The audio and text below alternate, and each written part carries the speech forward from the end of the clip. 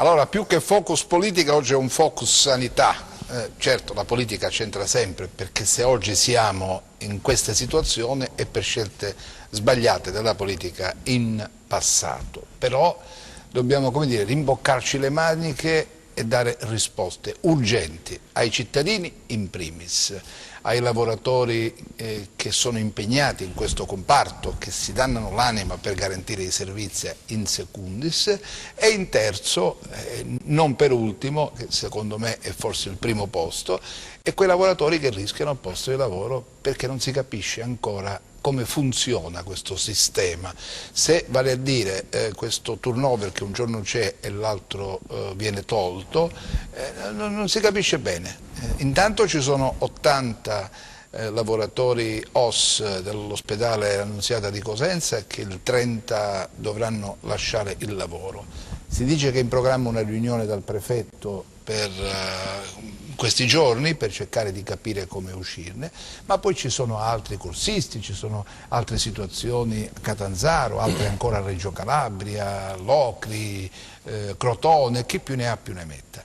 È terminata la riunione perché Oliveri è andato dal neo ministro della salute Speranza a dire: guarda, questa è la situazione, siamo in queste condizioni, questo è il dossier che ti ho portato, vediamo se possiamo uscirne. Perché c'è da dire che c'è una legge, che è la legge speciale, voluta la trasformazione del decreto speciale per la Calabria voluta dal governo a guida 5 Stelle Lega, che non ha prodotto i risultati sperati, anzi ha acuito i problemi, in alcuni casi li ha generati. Però adesso bisogna uscirne, vediamo Speranza. Che speranza dà ai calabresi, scusate il gioco di parole. Sentiamo intanto che cosa ha detto Oliverio al ministro Speranza. Sentiamo. Sta arrivando? Abbiamo qualche problema, lo vediamo tra un po', lo vediamo tra pochissimo. Per parlare di questo con me i rappresentanti di CGIL, CISL e UIL che da un bel po' stanno, come dire, battendo su questo argomento, su queste tematiche, ma mi pare che oggi non è accaduto nulla ancora, anche delle vostre proposte, dei vostri suggerimenti, degli incontri che avete fatto. Mi pare che in una riunione a Catanzaro addirittura il generale Cotticelli, il commissario, non è neanche venuto a parlare con voi, o ho un'informazione sbagliata? No, diciamo che poi alla fine si è incontrato con i nostri rappresentanti sindacali territoriali e con i lavoratori. La questione sanità è una questione che ha bisogno anche di una stabilità politica, perché la pianificazione sanitaria è una pianificazione di lungo termine. Il fatto che in pochi mesi siano cambiati 2 ministri, il fatto che è stato concepito questo decreto Calabria che non ha risolto i problemi della sanità è limitativo rispetto alla emergenza sanitaria che vive la Calabria. Oggi ancora non abbiamo il riscontro dell'incontro che c'è stato con il Presidente Oliverio. Noi nei giorni scorsi, attraverso le nostre segreterie nazionali, abbiamo presentato una piattaforma unitaria anche come CGIL, CISL, UIL Calabria con le nostre associazioni di categoria. Abbiamo 3 emergenze. La prima è quella di garantire il diritto alla salute a tutti i cittadini, perché abbiamo necessità di garantire in alcuni casi anche la continuità assistenziale, al di là dei LEA che sono al di sotto di ogni soglia minima che è prevista dalla legge.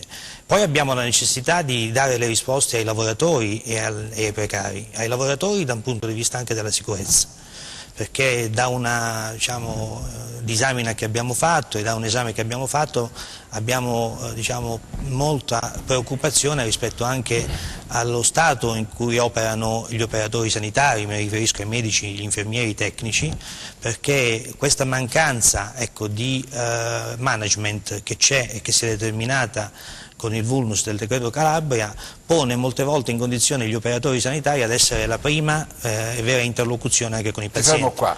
Russo, qui abbiamo tra dissest di aziende. A proposito, c'è un documento che ho avuto stamattina, un documento della Fondazione Trasparenza a Cosenza, che adesso è stato sottoscritto da 40 docenti universitari calabresi. Loro pongono, sono 2 questioni che sono, come dire, che fanno tremare ipotesi. La prima riguarda l'ASP di Reggio Calabria e la dichiarazione di dissesto. La seconda, la temuta dichiarazione di dissesto che può arrivare per l'ASP di Cosenza. Questo significa mandare completamente in tilt tutto il sistema, significa con ricadute negative dappertutto, all'interno delle strutture, fuori dalle strutture, parlo dei laboratori d'analisi, parlo delle farmacie, insomma... È un grido d'allarme che stiamo lanciando da diverso tempo, inascoltati fino adesso. Noi l'abbiamo presentato anche un dossier lamentando questo a tutte le prefetture della Calabria il 2 di agosto scorso unitariamente, chiedendo proprio una interlocuzione. Ancora c'era il vecchio governo, quindi il Conte 1, poi è subentrato il Conte 2. C'è questo problema, ma ce n'è uno che è ancora più drammatico, è che noi abbiamo la maggior parte degli ospedali che hanno assoluta paralisi per carenza di personale. C'è una carenza abissale di personale di medico e paramedico, quindi tecnici e infermieristico. Solo per fare un esempio, c'è uno studio a livello comunitario dove stanno valutando che per abbassare il rischio delle mortalità degli ospedali del 20% stanno pensando di far scendere il numero dei pazienti da 10 a 6 per ogni infermiere. In Calabria è oltre 30-40, ci sono strutture dove sono oltre i 50.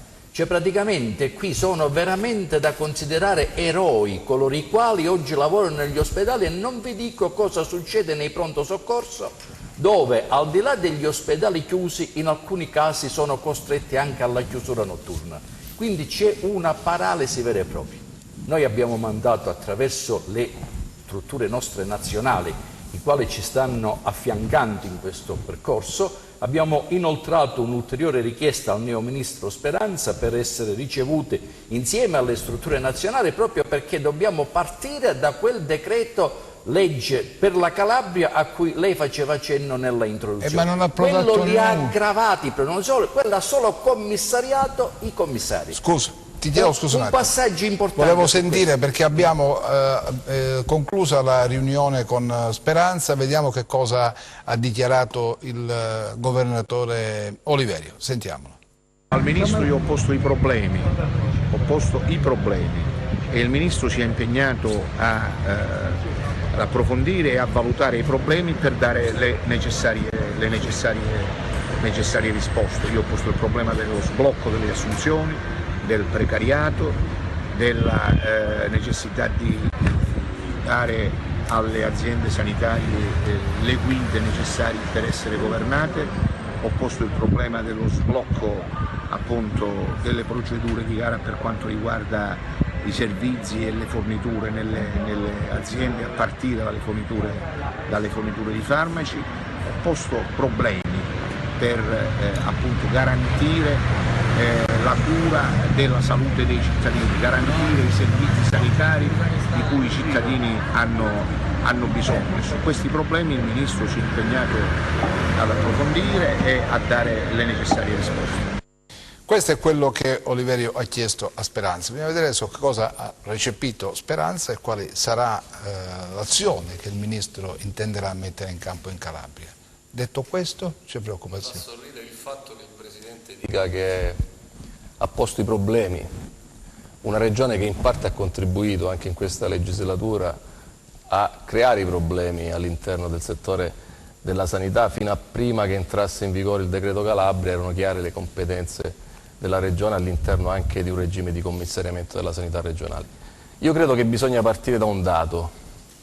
Il governo deve chiarire se il decreto Calabria è una misura ancora possibile in una regione come la nostra, o se il governo, alla luce anche del ribaltone che c'è stato quest'estate e anche in presenza di un nuovo ministro della salute, intende invece applicare una soluzione diversa rispetto a quello che è il dramma della sanità calabrese, perché di fatto il decreto Calabria è un titolo, un provvedimento del Consiglio dei Ministri, ma è completamente inattuato in tutte le sue parti, e con il passare del tempo rischia anche di inflazionarsi il messaggio di un decreto emergenziale che doveva risolvere alcuni problemi, intervenendo anche in misura straordinaria rispetto a quella che è la legge del commissariamento rispetto ai piani di rientro nelle regioni che sono a dissesto per quanto riguarda la sanità. Non è solo la Calabria, nel Mezzogiorno ce ne sono parecchie, quindi io credo che il Ministro Speranza debba innanzitutto fare in maniera molto veloce, insieme al Presidente del Consiglio, chiarezza se questo provvedimento il Governo ci crede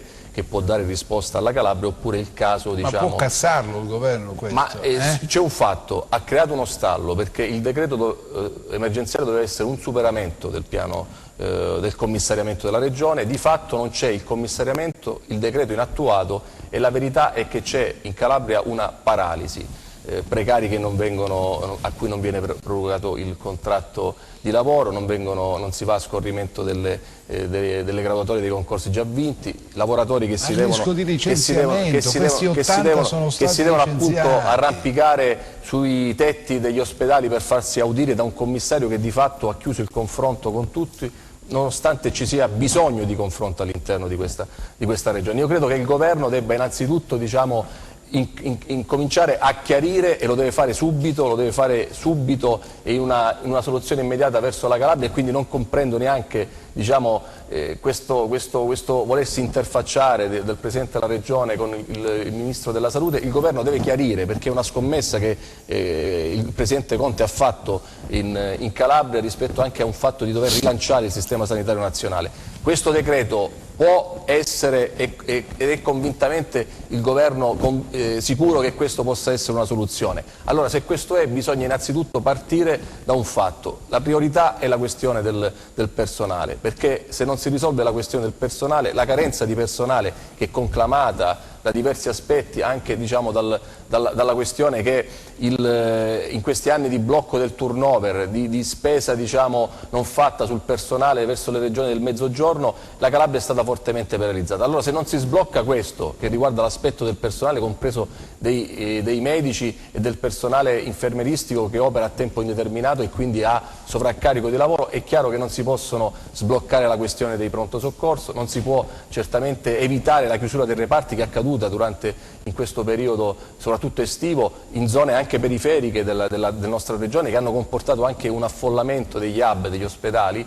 E quindi, se non si parte dal chiarire questo aspetto, e sul quale noi stiamo spingendo fortemente attraverso le nostre strutture nazionali, cioè che si risolva e si sancisca che in Calabria c'è una carenza di personale. Però quindi prima, perché non avete urlato prima? Perché non avete lanciato l'allarme prima? Noi è da diverso tempo, anche col precedente commissario di governo, che abbiamo fortemente stabilito che c'è una questione del personale che deve essere la priorità.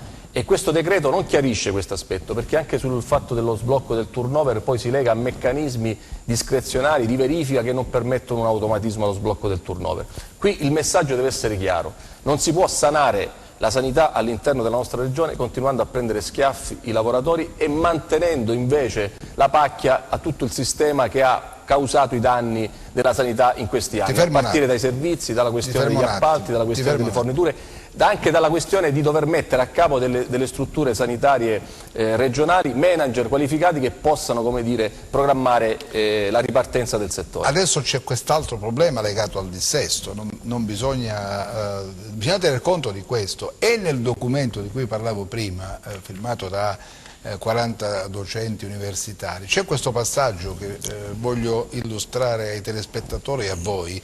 Il dissesto causerà effetti analoghi nei rapporti con le strutture convenzionali, quindi con le farmacie, con le strutture accreditate, i laboratori di analisi, nonché con le strutture di ricovero operanti nei settori sociosanitari e socioassistenziali.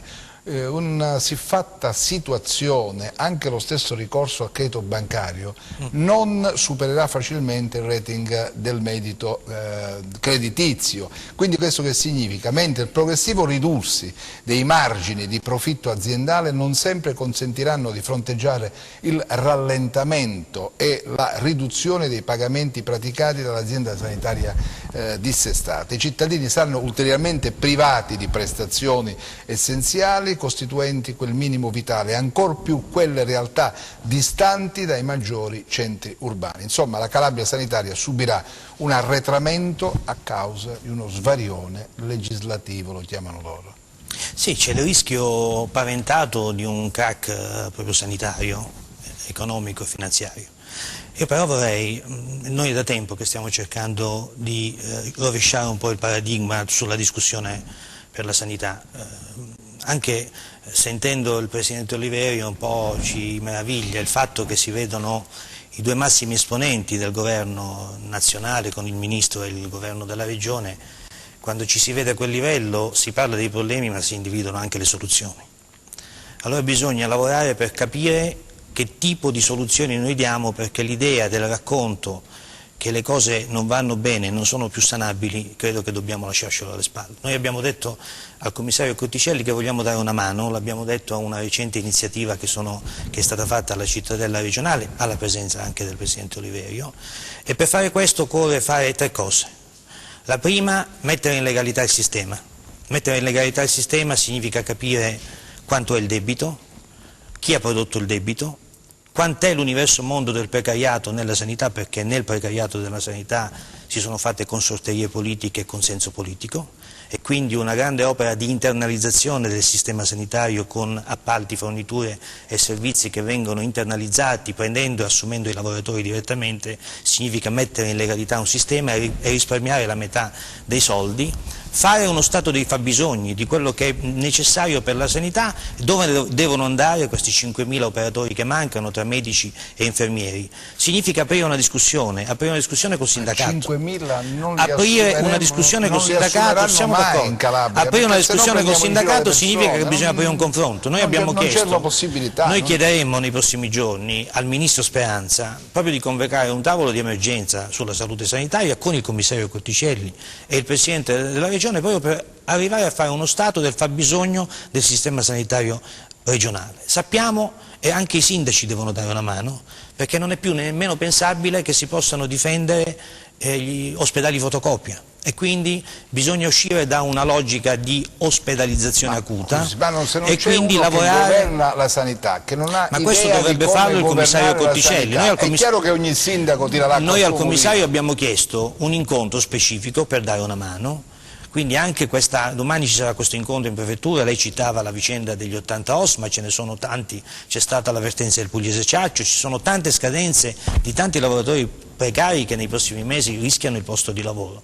Quindi per fare questo noi abbiamo detto anche al prefetto di Catanzaro, perché c'è un problema anche di sicurezza sui luoghi di lavoro, perché non passa giorno che operatori sanitari, medici e infermieri non vengano aggrediti nelle corsie degli ospedali, perché gli utenti sono disperati, perché non hanno risposte e perché ci sono lavoratori che fanno quasi 24 ore al giorno, 12 ore al giorno di servizio ininterrotto. E quindi per fare questo noi abbiamo necessità di confrontarci con il commissario Cotticelli, e i primi a mettere in legalità il sistema siamo noi che lo chiediamo.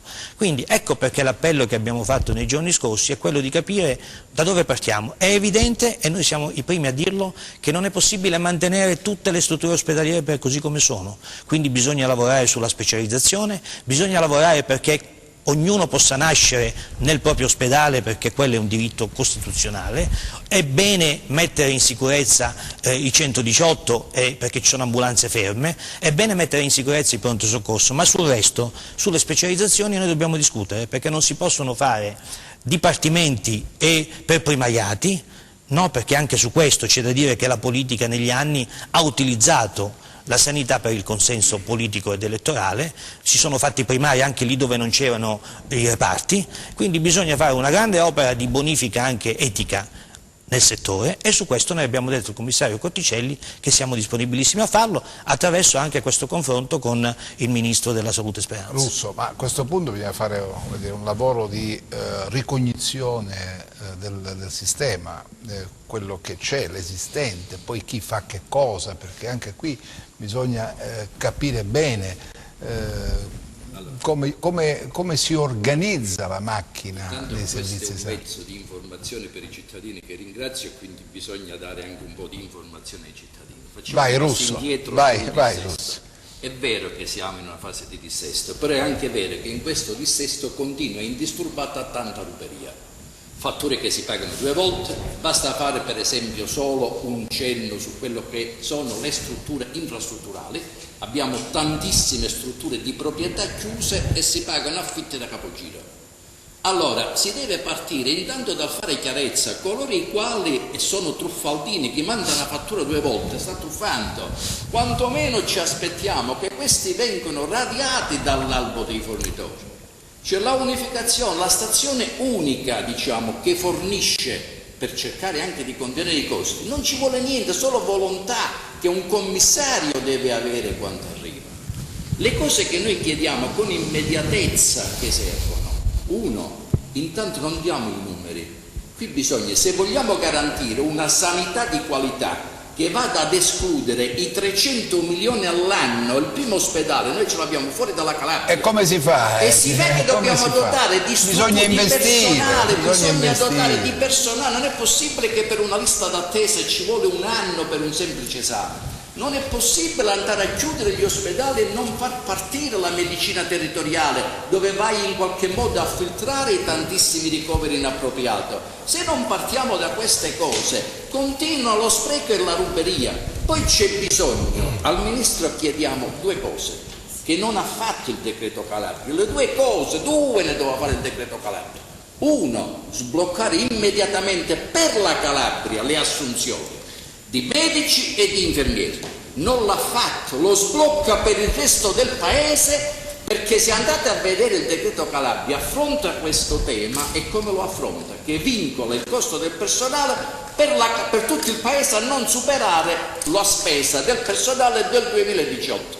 Ora, per chiarezza verso i cittadini, noi siamo dal 2004 che in Calabria non abbiamo assunto più perché abbiamo operato in regime commissariale. Nel resto del paese è aumentato il costo del personale di 5 miliardi, è aumentato del 23%, quindi non solo eravamo svantaggiati prima, ma ripartiamo ancora da una posizione di svantaggio. Allora il decreto non lo recuperiamo mai, doveva affrontare, non lo recuperiamo mai, allora quindi è una volontà di tenere commissariata la Calabria perché devono saccheggiare un diritto dei cittadini calabresi. E questo è il significato. L'altra cosa, allora ce ne andiamo, l'altro appello lasciamo questa terra, al Ministro Speranza, l'altro appello che l'abbiamo lanciato al Ministro Speranza, deve nelle more che tutte le procedure concorsuali, che con la burocrazia che regna indisturbata nel nostro paese lascia il tempo che trova, si devono prorogare tutti quei contratti in essere fino a quando le procedure concorsuali non si vanno, diciamo, a affrontare questo tema. Allora, per evitare che le persone, lo si diceva prima, salgono sui tetti, c'è queste persone qui che stanno lavorando da anni e ci sono vincoli normativi che non gli consentono di rinnovare il contratto, allora va apportato una modifica alla stessa Madia. Noi questo stiamo chiedendo al Ministro. Allora, se il Ministro ci vuole ricevere, noi credo... Ma l'avete chiesto già questi incontri? Sì, con le strutture nazionali di federazione e confederale. Cioè CGIL, CISL e QUIL a livello nazionale, i segretari generali di CGIL e CISL e QUIL a livello nazionale hanno che lui è il governatore, noi abbiamo che ci stiamo confrontando, ci sono tavoli tematici, sinceramente. Ma qui è il caso di dirlo, la speranza è l'ultima a morire, quindi col Ministro Speranza questa speranza noi ancora la coltiviamo. Diversamente sappiamo già come muoverci. No, potrei aggiungere, chi di speranza vive... Sì, però diversamente sappiamo già come muoverci e credo che l'abbiamo dimostrato. Come vi muoverete? Ma noi abbiamo per chiarezza già affrontato con il commissario Cotticelli attraverso le categorie la discussione sul personale, si era conclusa anche con la sottoscrizione di un accordo. Voi avete fatto un elenco, poi è rimasto di posti vacanti dappertutto. È rimasto, nonostante l'impegno a dare seguito a quell'accordo da parte del commissario, poi è stato bloccato dal cosiddetto tavolo Adduci, diciamo, il tavolo, diciamo, di verifica da parte del Ministero.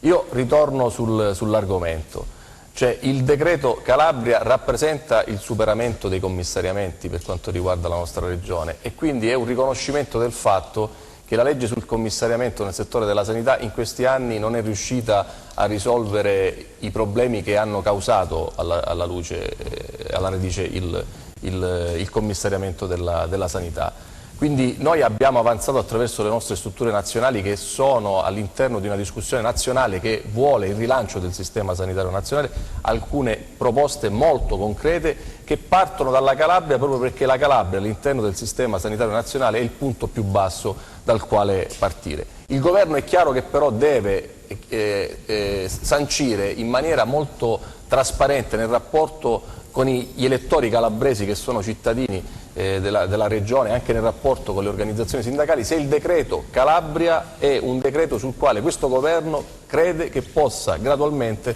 far risalire la vicenda. Questo ancora non si è capito e lo dice anche adesso il Presidente della Regione nelle cose in cui dice, cioè si rivolge al Ministro della Salute ponendo i problemi, ma quali sono le risposte che il Ministro ha dato rispetto a un decreto che dovrebbe già essere nella fase attuativa e di fatto non lo è.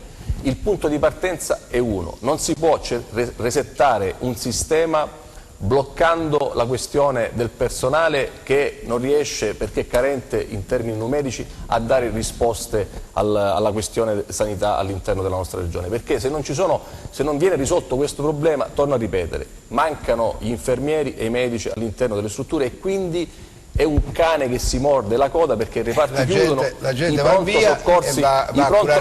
soccorso e poi rimangono affollati e c'è la mobilità regionale.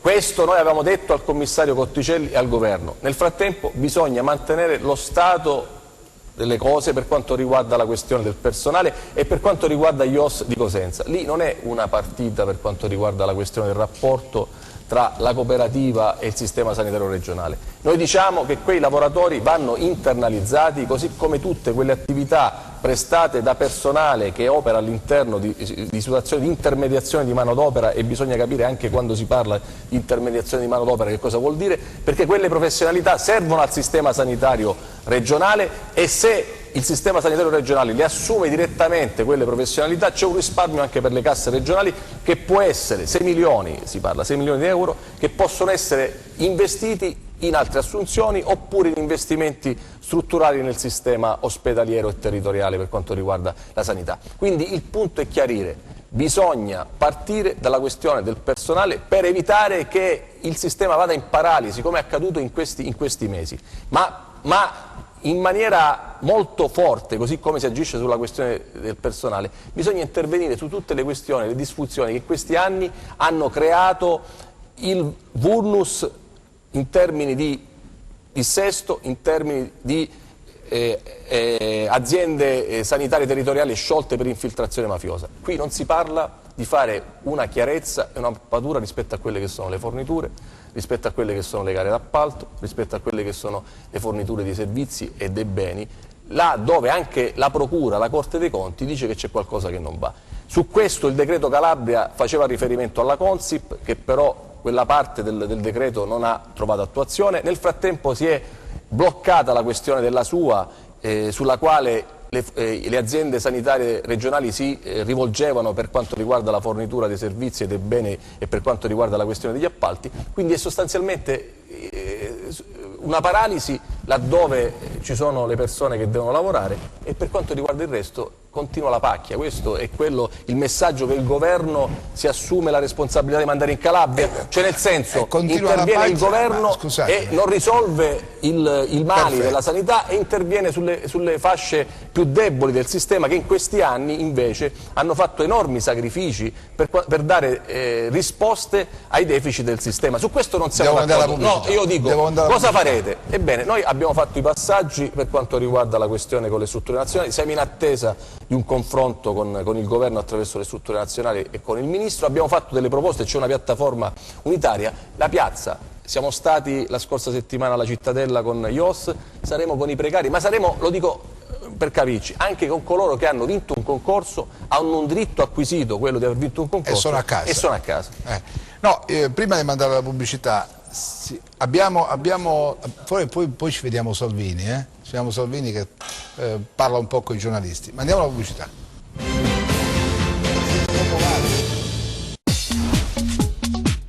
Cerca Teleeuropa sul tuo Play Store o Apple Store e scarica la nostra app.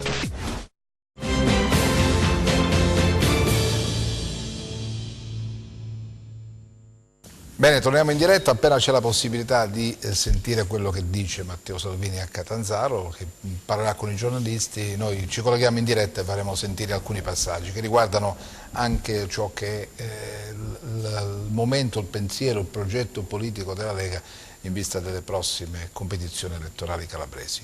Torniamo intanto a parlare di sanità, perché io ricevo molti WhatsApp, la gente è, come dire, molto attenta a queste tematiche. C'è chi dice addirittura che ci sarebbe tanto personale, ma solo che andrebbe organizzato bene, andrebbero collocate le persone nei posti giusti, insomma, per dare risposte più efficienti ai cittadini ed evitare poi la spesa di quei 320 milioni di euro che noi andiamo a consegnare alle strutture del centro e del nord del paese. Dice Russo, forse è una strategia questa, teniamo bloccata la Calabria così noi incassiamo i soldi, ma non voglio pensare a questo perché sarebbe davvero da chiudere questa regione e andare via. Pensare male si fa peccato. Andreotti lo diceva questo, però se penso così, cioè che ci sia questa strategia orribile nei confronti della nostra regione, onestamente mi avrebbe voglia di... Ma sta anche a noi, sta anche a noi rovesciare questo paradigma, perché l'idea di andare sempre col cappello in mano, io credo che noi dobbiamo mettercela alle spalle. Il personale tecnico e amministrativo, proprio perché c'è questo universo mondo del precariato, se stabilizzato e internalizzato potrebbe risolvere parecchi problemi per la governance del sistema della salute calabrese. Ecco perché noi spingiamo perché si faccia una mappatura del precariato e si internalizzi il precariato. Mentre per quanto riguarda l'aspetto professionale che riguardano medici e infermieri, lì c'è una carenza di personale che si può sbloccare solo sbloccando le assunzioni, facendo le nuove assunzioni. C'è da dire anche che la sanità calabrese non è appetibile all'esterno, perché da un punto di vista dell'attrattività del personale, perché un sistema della salute che fa acqua da tutte le parti e che mette a rischio anche gli operatori del settore non diventa un settore appetibile. È per questo che bisogna mettere in sicurezza l'intero sistema. Per fare questo bisogna fare quello che dicevamo prima, una mappatura sullo stato dei fabbisogni territorio per territorio ed provvedere ad una riforma del servizio del sistema sanitario regionale, del sistema, io dico, socio-sanitario, perché abbiamo anche il problema legato alle residenze per anziani, abbiamo il problema legato alle aree interne, abbiamo il problema legato alla medicina di territorio. Allora dobbiamo fare una mappatura generale del fabbisogno, perché l'incidenza anche del settore privato nel sistema sanitario calabrese è abbastanza importante, ed ecco che bisogna capire intanto di rendere esigibile il sistema della salute pubblica e fare anche una verifica di tutti gli accreditamenti del sistema del privato, che in Calabria è molto molto ampio. Per fare questo bisogna fare un'operazione verità, non solo sui conti, perché abbiamo detto che la sanità non si può risolvere solo in termini contabili. Il sistema sanitario è un sistema garantito dalla Costituzione, dove c'è al centro il malato. Quindi se continuiamo a fare, noi abbiamo fatto qualche mese fa una proposta che non era una provocazione, abbiamo detto sterilizziamo il deficit in Calabria e parliamo delle persone, dei malati, iniziamo a capire come garantiamo un diritto costituzionale che è quello alla salute, e questo non lo si può fare se si parte sempre dall'indebitamento e dai 300 milioni di euro che noi spendiamo per la mobilità sanitaria passiva. Chiedo scusa, riusciamo ad avere, che sentiamo Rosalba Baldino dalla Mezia. Rosalba, ci sei tu? Sei in diretta? Rosalba?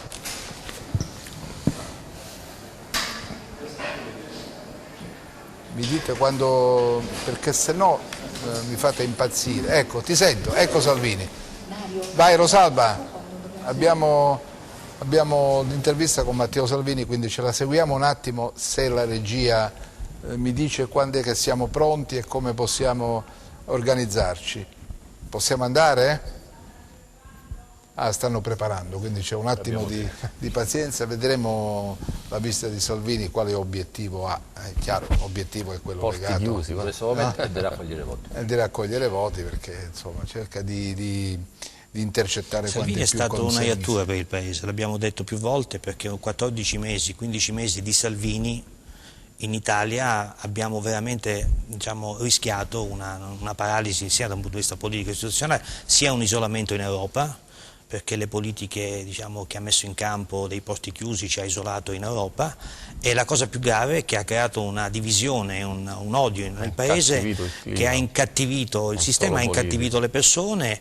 Ecco, fa bene Salvini a fare solo il tifoso del Milan, con tutto il rispetto dei tifosi del Milan, perché in questo momento al paese serviva un progetto di coesione nazionale, e Salvini non è stato colui che in questo momento ha garantito l'unità del paese. Ricordate durante la stagione del governo giallo-verde quante attenzioni sembravano essere, come dire, proiettate sulla Calabria per quanto riguarda la sanità? Io ricordo le visite del ministro Grillo che più volte diceva: oh, ma qui è una cosa terribile, perché ogni volta che c'è il cambio della guardia alla guida di un dicastero così importante, di un ministero così importante, c'è sempre la visita del ministro di turno che viene qui, si rende conto che gli ospedali non funzionano, o funzionano male, che i cittadini si lamentano. Poi alla fine siamo in diretta da Peroleto Antico con il senatore Matteo Salvini. Grazie per aver accettato il nostro invito per questa intervista. Ebbene, cominciamo da Cosenza. Lei oggi ha un calendario fitto, comincerà con l'inaugurazione di una sede in piazza 11 settembre per questo incontro in teatro. Come lei sa, a Cosenza era in programma una manifestazione che la questura ha vietato, però si terrà sui social e i promotori hanno detto: comunque noi la manifestazione la terremo, sarà una manifestazione pacifica. Io vengo a incontrare cosentini e calabresi interessati al cambiamento, alla novità, al lavoro, al futuro, all'onestà. Se fuori qualcuno dei centri sociali ha voglia di urlare un po', non c'è problema, basta che non disturbino gli altri cittadini, poliziotti e carabinieri, e poi proporremo un'idea di Calabria diversa, a partire dalla sanità, dall'università, dal lavoro, dalla sicurezza, dalle infrastrutture. Qua c'è un partito democratico che ha fatto poco e male, quindi vorrei sapere dai manifestanti di sinistra perché vengono a protestare contro la Lega, che non ha mai amministrato neanche un quartiere in Calabria, e dove erano, quando invece Oliverio e i suoi facevano disastri in Calabria. Però è il bello della democrazia, a me interessa parlare con tanta gente che ha voglia di guardare avanti. Tra l'altro lei è qui anche per le regionali, c'è molta attesa oggi per quello che dirà. La domanda è diretta: sosterrà il sindaco di Cosenza, Mario Chiuto, che è candidato per le regionali, è già in campo? Sono i calabresi che devono decidere, non è Matteo Salvini che arriva. I calabresi mi chiedono di guardare avanti, mi chiedono di investire sul nuovo, sul cambiamento, di coinvolgere persone nuove, donne e uomini nuovi, con tutto il rispetto per chi c'è già in politica da tanto tempo. Mi chiedono di guardare avanti, quindi non porto io i candidati, sarò a disposizione di chi verrà scelto dalla base. Ecco, le operazioni di palazzo le lasciamo fare al PD e ai 5 Stelle a Roma. Chi governerà la Calabria lo sceglieranno i calabresi e io mi metterò a disposizione. Quindi sosterrà una candidatura del centrodestra unito, mi sembra di capire. Sì, noi stiamo cercando di allargare la squadra, anche perché di là stanno facendo le ammucchiate pur di salvare la poltrona, sia a Roma che in Calabria. I dati in Calabria sono lì da vedere, cioè, se un cittadino calabrese è contento della sanità di oggi, delle strade di oggi, del lavoro di oggi e della sicurezza di oggi, voti ancora a sinistra. Se qualcuno pensa e spera per i suoi figli in qualcosa di meglio, il cambiamento c'è, la Lega governa tante regioni da tanti anni, basta fare un paragone. Ci saranno delle liste della Lega per le regionali? Quindi avete già individuato gli uomini? No, sono liste aperte che per la gran maggioranza accoglieranno donne e uomini che spesso non hanno mai fatto politica, che però mettono a disposizione il loro tempo per la loro terra, e quindi sono contento perché stiamo già raccogliendo tantissime disponibilità. Poi ovviamente non riusciremo a candidare tutti, però ci sono anche sindaci di liste civiche, amministratori locali, imprenditori, semplici cittadini, quindi approfitto anche di voi per dire che le liste della Lega, a differenza di quelle di altri partiti, sono assolutamente aperte e da scrivere. Lei, lo abbiamo detto, oggi inaugurerà questa sede a Cosenza, ce n'è una a Catanzaro, mi pare un'altra a Reggio. L'idea è quella di strutturare il partito anche in Calabria? Assolutamente sì, abbiamo raccolto migliaia e migliaia di voti dove vogliamo dare delle risposte concrete, quindi i nostri uomini sia al Parlamento europeo che in Senato che alla Camera, che presto anche in Regione, avranno gli uffici aperti, perché a differenza di altri noi quando prendiamo il voto non scompariamo, non cambiamo numero, non cambiamo indirizzo, non cambiamo mail, ma lavoriamo più di prima. Quindi esserci è fondamentale, anche perché non è sopportabile l'idea di una terra come la Calabria, con le potenzialità che ha, dove un ragazzo su 2 deve scappare. Quasi 200.000 calabresi negli ultimi anni sono scappati dalla loro terra per cercare fortuna all'estero, e qualcuno a sinistra mi parla di immigrati da portare in Calabria per sostituire i calabresi che scappano, quindi è chiaro che abbiamo due visioni del mondo totalmente diverse. A proposito di immigrati, c'è stato questo accordo con Malta, lei cosa ne pensa? Parole, parole, parole. L'unico dato concreto è che oggi, mentre siamo qua, rispetto allo stesso mese dell'anno scorso, gli sbarchi sono raddoppiati, da 900 a 1800. Quindi è chiaro che il signor Conte ha deciso di riaprire i porti e la Lega userà tutti i suoi uomini nei comuni, nelle regioni, presto anche in Calabria, per dire di no. Cioè, il nostro modello non è Riace, per intenderci, dove importi immigrati per sostituire gli italiani che scappano. Ecco, io vorrei aiutare i calabresi a non scappare dalla Calabria. Tornando alla Calabria, lei ha cambiato idea sulla Calabria, ne parlava in modo diverso qualche tempo fa? No, non ho mai cambiato idea, si vince uniti. Io ho pessima opinione dei politici calabresi, questo sì, che hanno preso il voto dei calabresi e poi se ne sono fregati per decenni. Sulla popolazione, a Milano che pezzi di Calabria ci sono a Milano? Io spesso e volentieri quando torno a Milano trovo che partono da Roma uomini e donne di Calabria che si vengono a far curare negli ospedali del nord. Non è normale, non è sano, non è giusto. Sono quasi 50.000 i calabresi che ogni anno vanno a farsi curare altrove spendendo dei quattrini di tasca loro, e mi domando qua la politica che cosa ha fatto.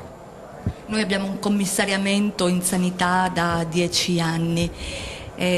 Allora, la Lega, le regionali, questo è anche un punto del vostro programma per le regionali?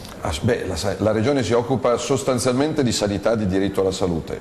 Qua io ho l'elenco degli ospedali chiusi, però il servizio non è migliorato assolutamente, e quindi siccome la regione si occupa di sanità, di strade, di case popolari, di contributi agli agricoltori, i dati calabresi, ahimè, sono i peggiori in Italia. Sulla sanità sono i peggiori in Italia.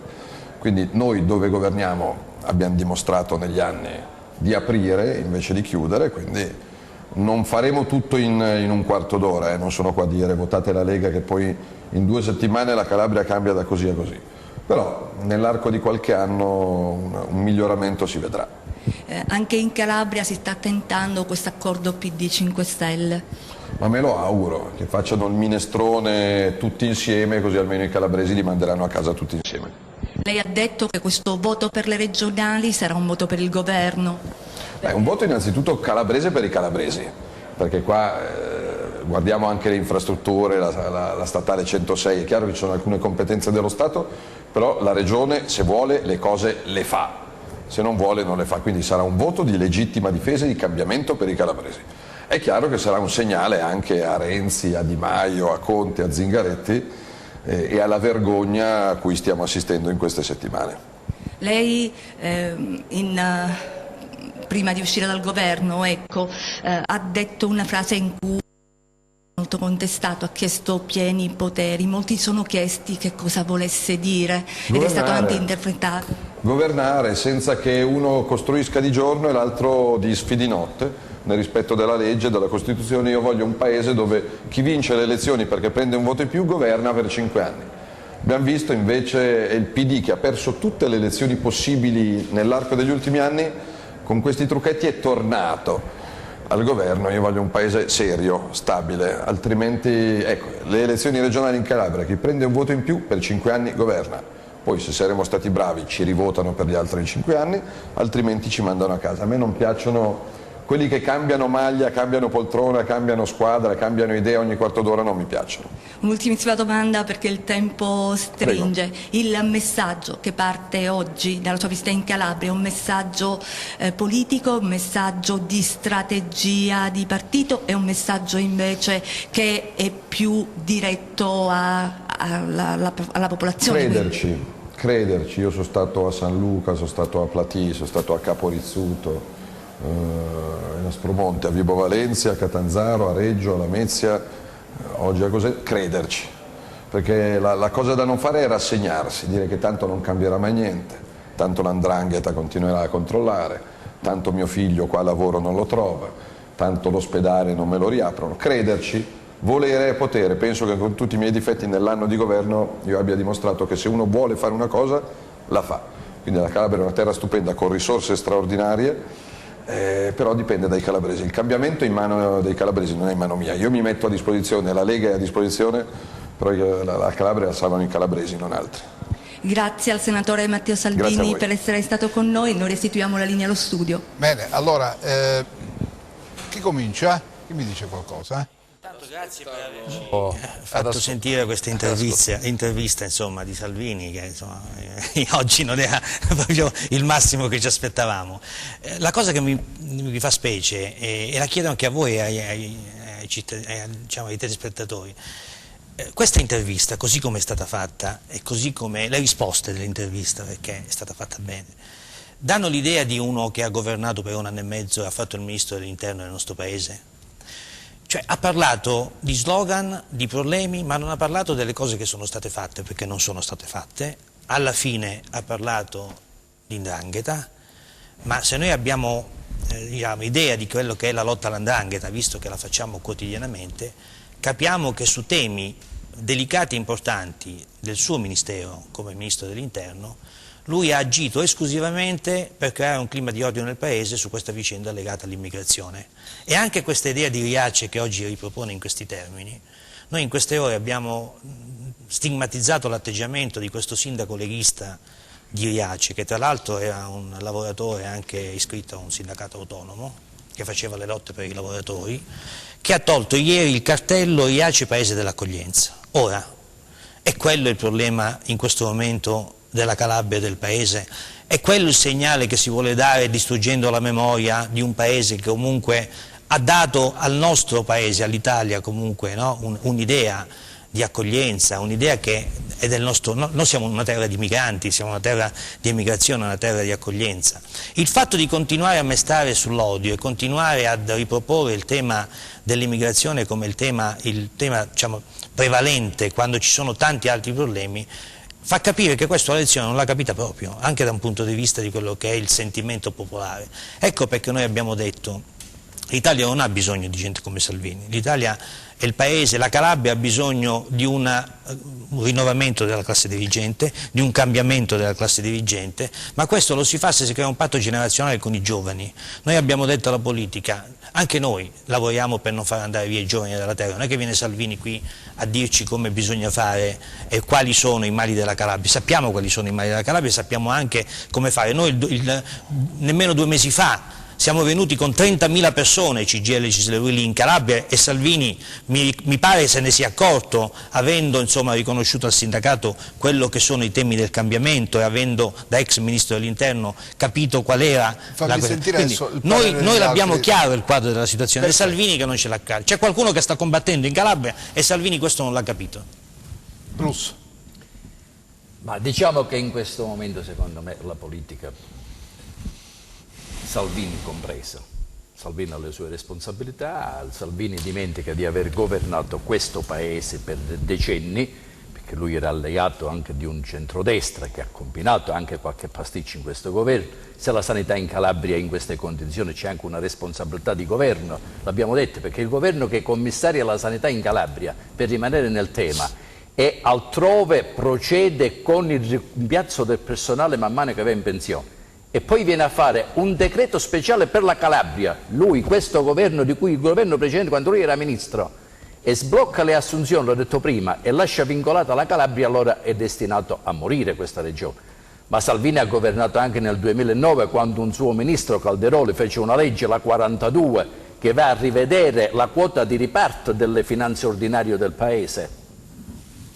Cioè le quote di riparto delle finanze ordinarie di questo paese era distribuita, e questo è diritto costituzionale, equamente per come la popolazione risiede.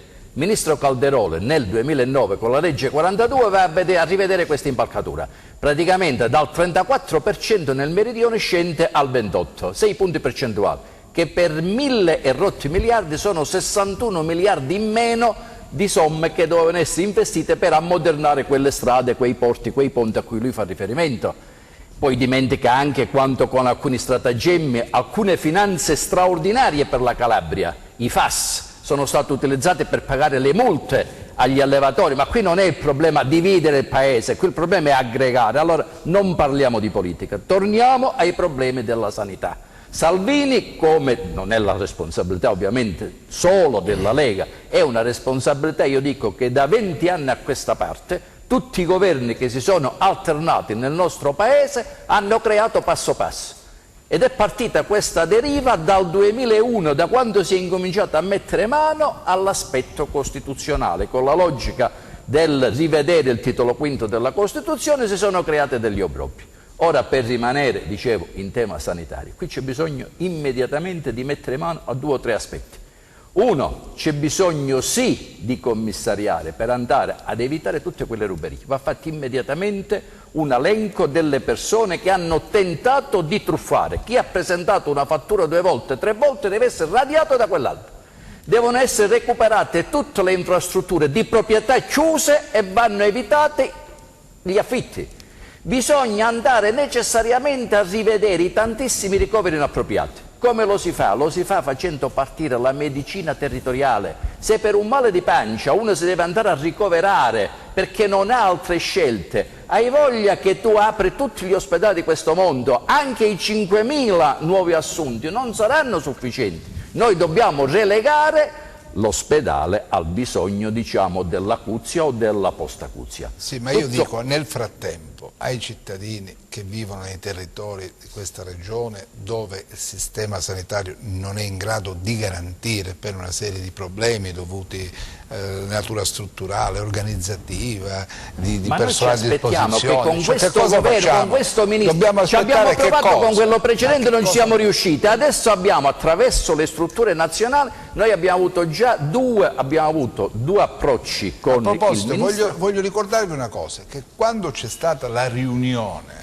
guarda caso, la riunione del Consiglio dei Ministri a Reggio Calabria, voi eravate qui in studio, sì. Abbiamo seguito quello che ha detto Conte e quello che ha detto la ministra Grillo. Abbiamo gridato subito allo scandalo. Vi ricordate? Immediatamente. Che cosa è cambiato da allora? È cambiato in peggio. Assolutamente nulla. Cioè io non ritengo che sia il problema Salvini. Gli italiani hanno chiaro, anche i calabresi hanno chiaro il fatto che lui ha la capacità, il suo partito, di rappresentare qual è il problema più percepito dagli italiani, sia in tema di immigrazione, di disagio sociale. Il fatto dal quale non si riesce ad uscire nel paese, in modo particolare la Calabria, è legato al fatto che la politica tradizionale, quella che noi chiamiamo tradizionale, continua a non voler non soltanto vedere quelli che sono i problemi e la percezione reale che il Paese ha rispetto ai problemi, ma continua, come dire, a fare un discorso autoreferenziale molto legato al proprio interno, anziché uscire all'esterno dei partiti e guardare quali sono i problemi. L'esempio in Calabria. Cioè in Calabria noi abbiamo, a pochi mesi dal rinnovo del Consiglio regionale, abbiamo degli arroccamenti di blasoni politici ormai da diversi anni che, anziché favorire un cambiamento, un rinnovamento della classe dirigente, continuano a perseverare nel difendere la propria posizione, una posizione che ormai è chiaramente, diciamo, osteggiata anche dalla gran parte dei calabresi, a narrare, tra le altre cose, l'abbiamo visto anche il Presidente della Regione, fatti raggiunti, obiettivi raggiunti in Calabria che non ci stanno, non vengono percepiti dai calabresi. Ed è chiaro che rispetto a questo modo di fare politica, di due centrosinistra che si riuniscono per fare delle riunioni, per vedere quali sono i candidati e quali sono le posizioni, ma non si discute di programmi, non si discute di quale può essere una proposta calabrese sulla sanità, non si discute, diciamo, quale può essere la questione sul lavoro, la vicenda dello sviluppo, la vicenda di come creare un po' di politica industriale, la questione del porto di Gioia Tauro. È chiaro che ha prevalenza chi si vuole rappresentare come il nuovo, ma il nuovo non è, perché lo dicevano i colleghi. Però c'è da dire una cosa riguardo alla sanità, che noi per anni siamo andati avanti con i cosiddetti bilanci orali,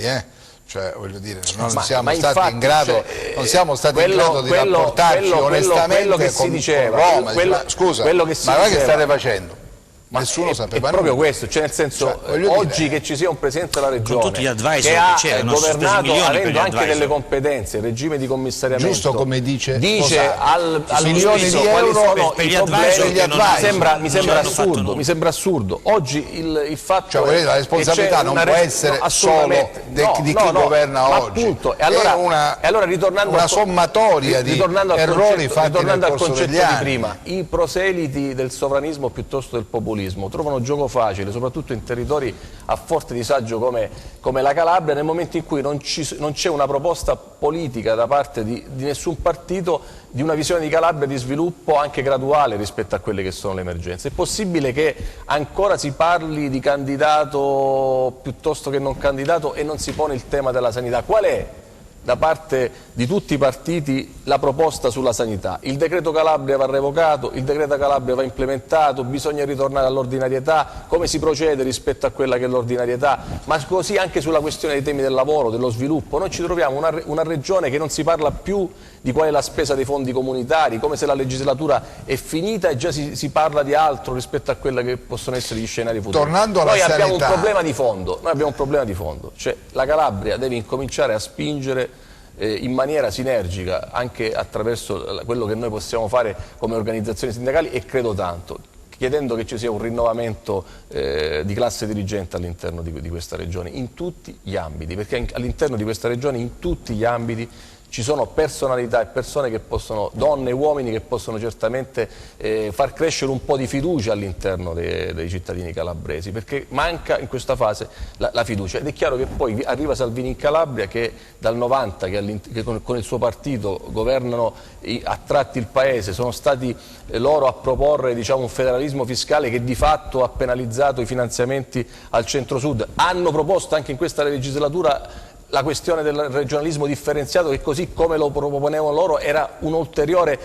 penalizzazione delle regioni meridionali. Non hanno messo in campo finanziamenti sulle infrastrutture in questo anno e mezzo, la Lega non ha proposto nulla di importante verso il Mezzogiorno, e poi si viene in Calabria a dire: io condanno la politica che ha governato in questi anni locale e ci siamo, e mi propongo a mettermi a disposizione un progetto. Ma qual è questo progetto rispetto al rilancio del Mezzogiorno e della Calabria? Cioè non si è capito qual è il progetto, quindi è chiaro che rispetto a questa fase di caos e comunque anche di barricamento da parte della politica che ha governato in questi anni, che continua a parlare di se stessa e non parlare di futuro di questa regione, arriva il Salvini di turno e ti vende fumo cavalcando quelle che sono le paure dei meridionali e dei calabresi, che non sono solo paure per quanto riguarda la questione immigrazione, che come abbiamo visto è stata fortemente enfatizzata dal governo passato e dal Ministro degli Interni, ma ci sono paure per quanto riguarda la questione dei giovani che non trovano occupazione all'interno della nostra regione e che in prevalenza lasciano la regione anche giovani a forte scolarizzazione. C'è il problema della mobilità, la mobilità anche per curarsi diviene problematico per un cittadino dover andare al nord o comunque spostarsi all'interno della regione per potersi fare curare. C'è un senso di sfiducia all'interno delle istituzioni nei confronti delle istituzioni da parte del cittadino, anche rispetto a questo decreto Calabria, che è un decreto messo in campo dal governo, che doveva dare delle risposte graduali a quelle che sono i mali della Calabria, ma che di fatto ha impantanato il sistema, peggiorando e perpetrando anche nella testa dei calabresi, di noi calabresi, che si stava meglio quando si stava peggio. Quindi di conseguenza bisogna partire da alcune priorità all'interno di questo. È questo che noi stiamo cercando di dire, e chiudo. E una di queste priorità è la questione della sanità e la questione del lavoro e dello sviluppo all'interno di questa regione. Quindi chi riuscirà a mettere in campo una proposta di questo tipo è chiaro che verrà supportata. Mica poco, lavoro, sanità, sono pezzi importanti. Sono i punti dai quali partire. Sono temi del confronto. Punti dai quali partire, che noi abbiamo battuto anche nel confronto con la Regione Calabria, nel confronto con il governo. Anche col governo nazionale. E chiudo solamente questo: nella piattaforma unitaria nazionale di CGIL, CISL e UIL c'è la questione del Mezzogiorno. Noi fin da subito e da circa un anno e mezzo, anche più, ribadiamo che sul Mezzogiorno necessita un piano di intervento straordinario. Oggi questo è diventato anche opinione del Presidente del Consiglio, di questo governo. Stiamo aspettando che si apra il confronto sul piano nazionale per quanto riguarda i nostri livelli nazionali. Sul territorio noi abbiamo già delle proposte che abbiamo avanzato anche alla Regione Calabria rispetto a qual è il nostro concetto di sviluppo della Regione, sapendo che nessuno ha la bacchetta magica, ma è chiaro che bisogna da qualche parte partire. Bisogna partire, e partire da che cosa? Forse partire dalle scelte che si andranno a compiere, partire dall'empatia che si creerà tra cittadini e... Bisogna stabilire le priorità. Noi abbiamo detto però non i libri dei sogni al governo, no, poche. Noi parlavamo prima. A noi basta un'idea di governo, c'è un'idea di governo con 2 o 3 punti. Noi abbiamo chiesto al governo nazionale, nazionale, a livello unitario, i nostri segretari generali hanno chiesto di porre come centrali le questioni del Mezzogiorno su 2 o 3 questioni. Uno, la questione che riguarda gli investimenti, perché è necessario recuperare anche per il Sud il cosiddetto 34% di fondo ordinario che per anni si era sospeso nel Paese rispetto agli investimenti. Il Premier Conte ha detto che voleva ripartire anche dalla logistica, dalla mobilità, dallo sviluppo e dagli investimenti, parlando di alte velocità e di altre questioni che riguardano appunto il Sud e la Calabria. Noi abbiamo la questione legata alla zona economica speciale, dei contratti di sviluppo, abbiamo la necessità anche di dotarci di aree di crisi complesse, perché nel frattempo abbiamo strutture che sono in crisi e quindi dobbiamo dare la mano. E poi noi in Calabria vorremmo cogliere l'occasione in questa tornata anche di tornata amministrativa regionale per dare proprio alla politica regionale un impulso su una serie di proposte che metteremo in campo anche a livello unitario, ne parlavamo prima, perché è necessario riformarla la Calabria. Allora, se noi vogliamo ripartire dal contrastare l'autonomia differenziata che viene posta dal nord, dobbiamo fare i compiti a casa e ripartire da un nuovo regionalismo. Abbiamo 5 punti. Il primo, può essere anche un'occasione il regionalismo differenziato. Assolutamente, ma io la dico con questa ottica. Sfidiamo, noi vogliamo sfidarlo, però dobbiamo partire da un grande processo di riforme per la Calabria. Allora, la Calabria ha un problema da un punto di vista della sua geografia istituzionale che deve colmare. È una regione vecchia da un punto di vista istituzionale, deve partire con la spesa legata alle sue istituzione, alla sua macchina pubblica. L'idea di fare una politica sull'aggregazione dei comuni e sulle fusioni dei comuni deve diventare caratterizzante rispetto a quello che deve essere la nuova riforma. Il servizio sanitario necessita anche di una legislazione regionale. Quando noi 2 anni fa dicevamo il Consiglio regionale si appropria della materia sanitaria e legiferi una norma specifica per riformare il sistema sanitario, sono tornati adesso che va fatta una legge regionale. Abbiamo proposto in Commissione Bilancio, a proposito di precari, abbiamo proposto una sanatoria, come diceva prima il collega, per bypassare fino al 31/12 con una norma regionale per prolungare i contratti a tempo determinato.